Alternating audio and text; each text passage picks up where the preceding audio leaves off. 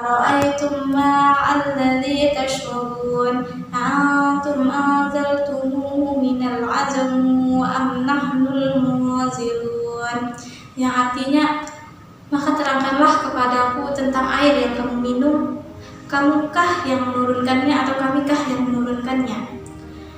Surah Al-Waqiah ayat 68 hingga 69. Apabila kita korelasikan dari segi terbawi atau pendidikannya, terutama dari segi metode pengajaran dalam Al-Quran itu sendiri, bahwasanya sebetulnya ayat ini menjelaskan bahwa di situ ada diterangkan tentang air yang diturunkan oleh Allah Subhanahu wa taala, yang berarti di situ Allah itu menerangkan atau menjelaskan keagungannya, bagaimana Allah itu menurunkan air hujan. Nah, apabila kita korelasikan lagi dengan dunia pendidikan atau dari segi metode pengajaran, dari sini pada ayat ini Allah menerangkannya itu dalam sebuah bentuk pertanyaan.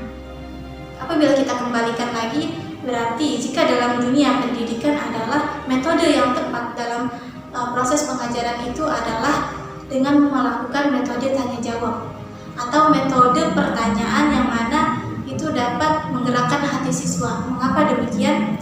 Nah, jadi seorang pendidik itu adalah sebuah pilar bagi peserta didik, yang berarti apabila seorang pendidik itu menggunakan metode pertanyaan ini, harapannya pendidik itu atau seorang guru itu tidak hanya ditujukan pertanyaan itu hanya dari segi kognitif siswa atau hanya dari segi intelektual siswa, tetapi berharapnya melalui pertanyaan ini seorang pendidik itu menerapkan metode pertanyaan ini sebagaimana surah Al-Waqiah ayat 6869 ini menerapkannya kepada siswa itu juga dapat menggerakkan hati siswa. Mengapa demikian? Apabila seorang guru menggunakan metode ini, apabila telah tidak hanya diterapkan dari ditujukan untuk kognitifnya dan juga untuk menggerakkan hati siswa. Nah, apabila hati siswa itu telah tergerak, maka otomatis perilaku siswa juga akan menjadi lebih positif atau siswa dapat mengimplementasikan ayat tersebut dengan perilakunya sehari-hari, sehingga tercapailah pembelajaran agama Islam itu sendiri melalui metode tanya jawab ini.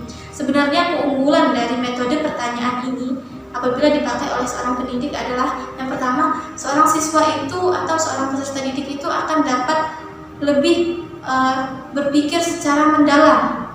Nah, apabila berpikir secara mendalam itu akan menarik minat peserta didik. Misalkan di seorang guru, adakah yang tahu mengapa Nabi Yusuf itu ditenggelamkan paus? Nah, itu akan menarik minat seorang siswa dalam memfokuskan terkait penyampaian yang akan disampaikan oleh seorang pengajar. Itu adalah salah satu contohnya. Mungkin itu saja yang dapat saya sampaikan terkait tentang tafsir terbawi surat Al-Waqiah ini ayat 68 hingga 69 terkait tentang metode pengajaran sebagaimana berdasarkan tafsir terbawi atau dari segi pendidikannya.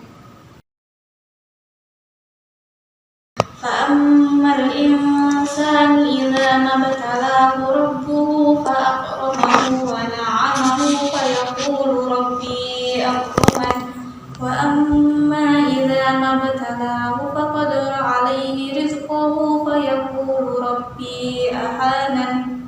Yang artinya, adapun manusia apabila Tuhannya telah mengujinya lalu dimuliakannya kemudian diberikan kesenangan, maka dia akan berkata, Tuhanku telah memuliakanku. Namun adapun apabila Tuhannya mengujinya lalu membatasi rezekinya, maka dia akan berkata, Tuhanku telah menghinaku. Arti ayat surat Al-Fajr ayat 15 hingga ke-16. Nah, apabila kita lihat dari perspektif Islam, di sini terdapat kata memuji. Nah, bahwasanya Allah saja sebagai Tuhan umat Islam, Allah memuji hamba-hambanya, baik itu dengan, terutama di sini dijelaskan atau telah diterangkan kata rezeki. Allah memuji hambanya dengan rezekinya. Ada yang kelebihan rezeki, ada yang kekurangan rezeki. Lalu apabila kita korelasikan atau kita lihat dari kacamata dunia pendidikan atau dari segi terbawinya, tentu kita dapat mengkorelasikannya bahwasanya seorang pendidik itu dapat menguji peserta didiknya yang disebut dengan evaluasi. Nah, jadi di sini peran seorang guru adalah yang tadi menguji peserta didik dengan dapat memberikan berupa soal. Tujuannya adalah untuk mengukur sejauh mana pemahaman peserta didik selama apa yang telah dipelajari oleh peserta didik tersebut. Nah, jadi sebenarnya manfaat dari evaluasi pembelajaran itu sendiri adalah tentunya seorang pendidik akan mengetahui selain mengukur kemampuan peserta didik dari 3 aspek, afektif, kognitif, dan psikomotorik. Jadi seorang pendidik itu juga akan mengetahui problematika yang terjadi, mengapa peserta didik ini tidak paham pada soal yang ini, mengapa peserta didik ini tidak paham pada konteks yang ini, sehingga apabila telah ditemukan problematikanya atau permasalahannya, seorang guru, disinilah peran seorang guru untuk dapat menemukan metode-metode untuk dapat memahami peserta didik tersebut. Nah, mungkin itu adalah arti atau terjemahan atau tafsir tarbawi dari segi tarbawinya atau kacamata tarbawinya atau dari segi pendidikannya berdasarkan surat Al-Fajr ayat 15 hingga ke 16. Wa ilas samai kayfa rufi'at wa ilal jibali kayfa nusibat wa ilal ardi kayfa sutihat, yang artinya ialah dan langit bagaimana ia ditinggikan dan gunung-gunung bagaimana mereka dengan kokoh ditegakkan, serta dan bumi bagaimana ia dihamparkan. Arti dari surat Al-Ghasyiyah ayat 18 hingga ayat 20. Nah, berdasarkan ayat tadi dapat kita ketahui, lagi-lagi ayat ini Allah berusaha menjelaskan suatu hal dalam bentuk pertanyaan. Di sini Allah berusaha menjelaskan bahwa Allah itu menciptakan langit, gunung, dan bumi itu sesuai kehendaknya. Nah, jadi sebagaimana Allah dalam menciptakan bumi, berfayakun maka jadilah. Begitupun apabila dapat kita korelasikan terkait dengan tema ialah instrumen pengajaran dalam Al-Quran dari segi kacamata tarbawi atau dari segi pendidikan, dapat dikatakan bahwa seorang pendidik itu hendaknya menggunakan instrumen yang tepat dalam penyampaian suatu materi. Contohnya, misalkan seorang pendidik ingin menyampaikan makna atau yang terkandung dalam surah Al-Ghasyiyah ini ayat 18 hingga ayat 20, seorang pemateri mungkin dapat menggunakan instrumen berupa dengan sistem FGD atau forum group discussion, yang mana forum group discussion yang sendiri oleh seorang pendidik itu siswanya itu dibagi beberapa kelompok, mungkin 2 atau hingga kelompok. Nah, perlu diketahui instrumen itu sendiri ialah alat bantu penilaian yang dibikin oleh seorang guru. Jadi alat bantu penilaian ini mungkin seorang guru telah menyiapkan beberapa soal atau beberapa sistem apa yang dinilai, apa saja yang perlu dinilai, terus atau juga instrumennya itu dapat berupa pertanyaan-pertanyaan yang mana sesuai yang dapat mencapai indikator yang telah ditentukan berdasarkan KD-nya. Nah, jadi melalui forum group discussion ini sehingga siswa itu dapat berpikir secara mendalam terkait tentang tafsir dari surah Al-Ghasyiyah ini ayat 18 hingga 19. Nah, kemudian seorang siswa apabila telah diberikan pertanyaan oleh seorang guru di setiap kelompoknya, kemudian setiap kelompoknya itu akan membahas terkait pertanyaan yang telah diberikan tadi untuk sistem FGD tadi, kemudian dibahas, dipersiapkan, kemudian akan dipresentasikan di hadapan kelompok-kelompok lainnya. Nah, apabila telah dipresentasikan, itu akan membuat kelompok-kelompok lainnya itu akan dapat berpikir lebih kritis terhadap sistem pengelompokan ini atau dengan sistem forum group discussion ini, sehingga disitu tadi seorang siswa dapat berpikir secara mendalam, dapat berpikir secara kritis, dan juga seorang siswa itu juga akan dapat berpikir bagaimana dia dapat menghormati pendapat siswa-siswa lainnya. Nah, jadi dari segi tarbawinya itu memang sangat penting suatu instrumen yang tepat, sehingga seorang guru itu juga berperan dalam pemilihan instrumen ini, bagaimana instrumen yang tepat sehingga itu instrumen yang digunakan oleh seorang guru itu akan dapat menempel di di otak siswa atau intelektualitas siswa tersebut. Nah, di situ dengan menggunakan FGD ini juga di situ akan memaksimalkan fungsi otak siswa dan juga bagaimana perilaku siswa dalam menanggapi pertanyaan temannya, dalam memberikan sanggahan, dalam memberikan pendapat seorang dari teman-teman lainnya. Di sini juga dengan menggunakan sistem FGD ini seorang siswa itu juga akan lebih fokus dan tertarik terhadap apa yang dijelaskan oleh temannya, sehingga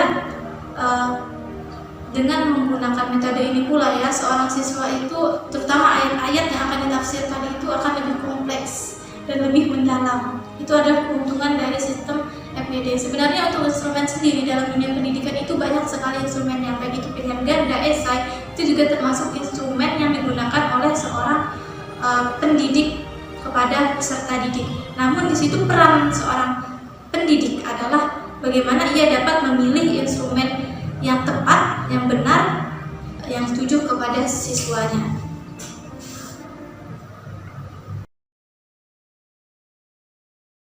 فبما رحمة من الله لنت لهم ولو كنت فظا غليظ القلب لانفضوا من حولك فاعف عنهم واستغفر لهم وشاورهم في الأمر فإذا عزمت فتوكل على الله إن الله يحب المتوكلين.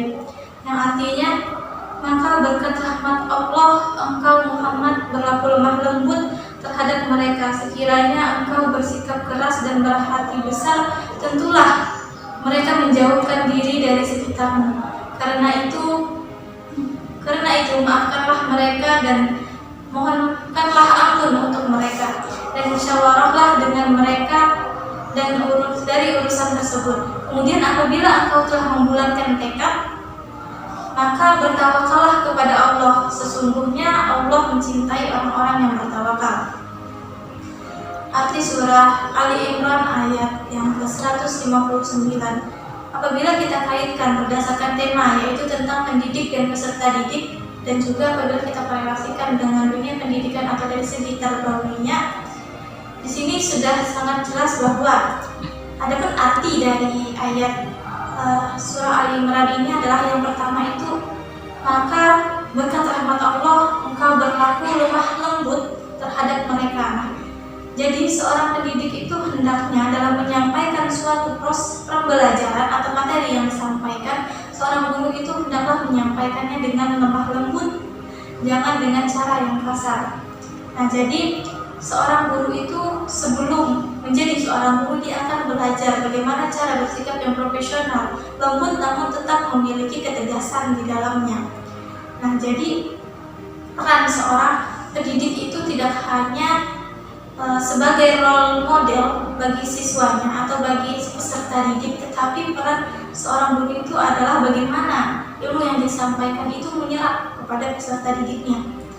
Nah, jadi dalam penyampaian ini berdasarkan ayat tadi, berdasarkan terjemahannya tadi, maka berkat rahmat Allah engkau Muhammad berlaku lemah lembutlah terhadap mereka. Nah, sekiranya apabila berlaku lemah lembut itu berarti itu tadi, jangan menyampaikan dengan cara yang marah-marah. Mungkin seorang guru yang marah-marah boro-boro kan seorang siswa itu dapat memahami apabila seorang guru menyampaikan itu dengan nada terlalu tinggi atau marah, itu boro-boro sampai ilmunya itu tidak melekat terhadap peserta didik tersebut.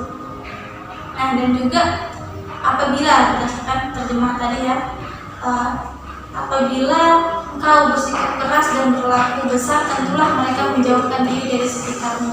Nah, berdasarkan terjemahan tadi saja Allah itu melarang seseorang itu dalam bersikap keras atau tidak bisa menerima pendapat orang lain. Biasanya keras itu tidak bisa menerima masukan orang lain dan juga berhati besar, terlalu sombong. Jadi seorang pendidik itu janganlah merasa bahwa dirinya itu seorang pendidik berarti dia lebih berilmu daripada siswanya. Jangan seperti itu. Seorang pendidik yang pernah merasa seperti itu, karena kita tidak tahu nantinya sebagai seorang pendidik apabila kita berhati besar seperti itu, siapa tahu peserta didik kita itu biasanya mengajukan pertanyaan-pertanyaan yang mungkin menurut kita itu adalah seperti itu. Nah, jadi lalu bagaimana sikap dari seorang peserta didik? Nah, tentunya menjadi seorang peserta didik apabila ia telah masuk ke dalam suatu sekolah, tentu itu adalah belajar merupakan kewajiban baginya. Karena itu merupakan suatu kewajiban, maka hendaknya seorang peserta didik itu dalam menuntut ilmu itu ikhlas karena Allah Subhanahu wa Ta'ala. Bagus-bagus seorang peserta didik dapat mengembangkan ilmu tersebut, baik itu dari ilmu IPA, dari segi kedokteran, sehingga peserta didik itu dapat menemukan mungkin suatu penemuan-penemuan yang luar biasa melalui pengembangan tersebut. Minimal peserta didik itu harus dapat meluruskan niatnya karena ridho karena Allah Subhanahu wa Ta'ala. Seperti itu. Jadi sifat seorang guru itu adalah harus mencerminkan sebagaimana kepribadian guru. Karena kepribadian guru itu merupakan role model bagi peserta didik atau muridnya. Nah, jika seorang guru memberikan nasihat, kepada peserta didik, misalkan seorang guru berbicara kepada peserta didik, barang siapa yang tidak menggunakan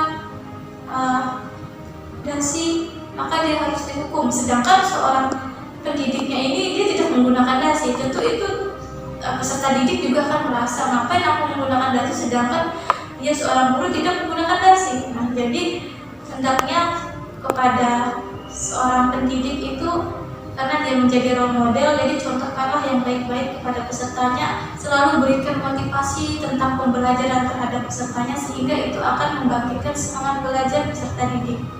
Nah, seorang pendidik itu juga memiliki tugas atau memiliki PR bahwa dalam penyampaian materi itu haruslah menyenangkan. Mengapa demikian? Karena apabila pembelajaran itu disampaikan dengan cara yang kaku atau boring, itu tidak akan melekat ilmunya kepada peserta didik, dan peserta didik juga akan mengantuk sehingga kesannya akan meremehkan terhadap penyampaian guru tersebut. Nah, jadi gunakanlah metode-metode yang menyenangkan peserta didik sehingga itu akan dapat mempermudah peserta didik dalam menyampaikan ilmu yang guru tersebut sampaikan.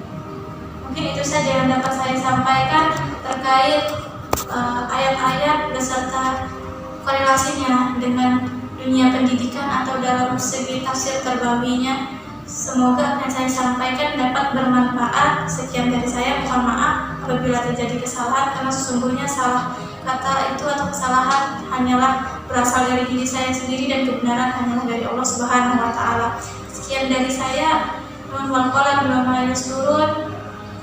Billahi fisabilillah, wassalamualaikum warahmatullahi wabarakatuh.